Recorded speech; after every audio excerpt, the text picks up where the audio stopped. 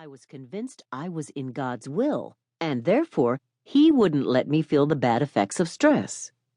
After all, I had dedicated my life to serving God. How could I be suffering from stress? Looking for a different answer, I consulted another doctor, but he told me the same thing. No matter how many appointments I made, and no matter how many doctors I talked to, the answer was consistent and firm. Joyce, you're stressed out. The last doctor suggested I see a psychiatrist, and that really made me mad. My mother had suffered with mental illness, and I think in the back of my mind I was convinced if I admitted I was experiencing stress, I might somehow be headed in the same direction she had ended up in. Things were a little different back then. Information wasn't as readily available as it is today, and not as much study had been done in regards to the harmful effects of stress. I think this is why I was hesitant to believe how much damage stress was bringing to my life.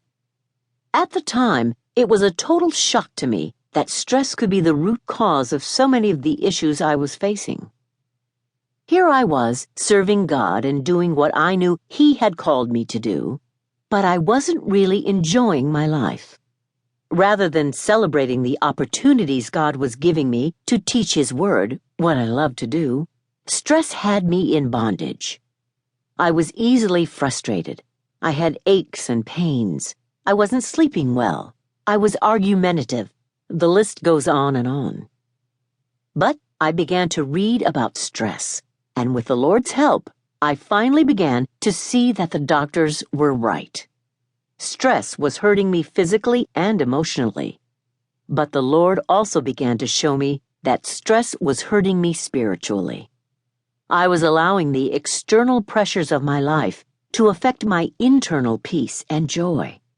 If I didn't make some major changes, I was never going to fully enjoy the life Jesus died to give me.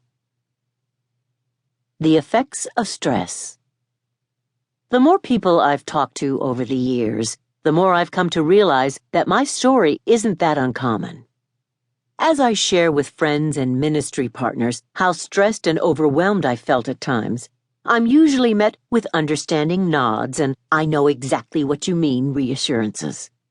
People from all walks of life have told me that at some point they too had to face the cold, hard truth that stress was keeping them from really living their best life.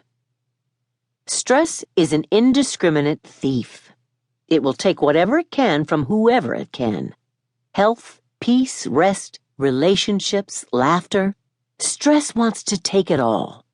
And like any thief, we can't deal with it until we realize it is out there lurking in the shadows.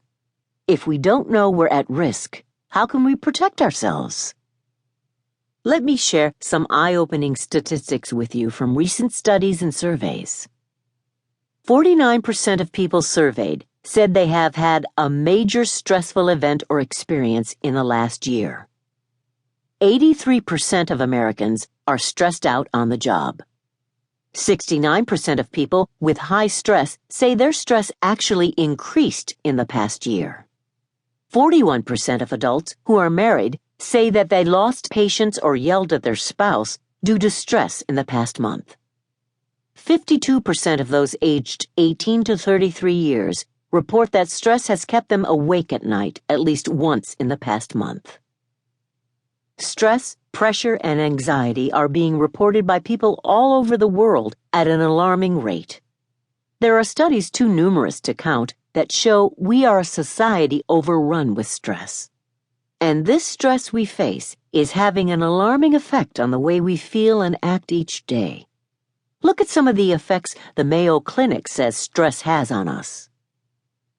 Physical effects: headaches, muscle tension or pain, fatigue, change in sex drive, upset stomach.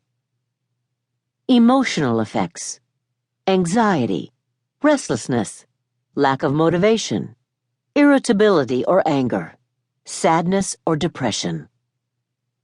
Behavioral effects: overeating, angry outbursts, drug or alcohol abuse, tobacco use, social withdrawal.